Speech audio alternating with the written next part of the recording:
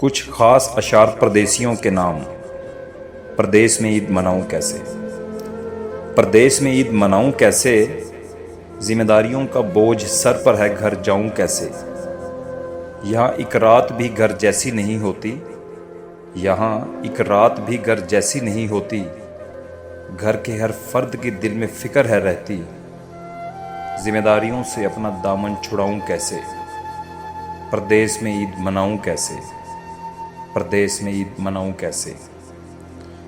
कितनी फरमाइशों के तले हम दब जाते हैं, कितनी फरमाइशों के तले हम दब जाते हैं। किसी को क्या पता हम किस तरह कमाते हैं। दिल की तकलीफ़ किसी को बताऊं कैसे, परदेस में ईद मनाऊं कैसे, परदेस में ईद मनाऊं कैसे।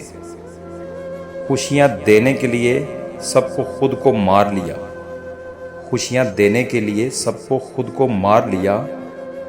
खा के रूखी सूखी अपना वक़्त गुजार लिया। अपनों से दूरी का ये दुख उठाऊं कैसे, परदेस में ईद मनाऊं कैसे, परदेस में ईद मनाऊं कैसे।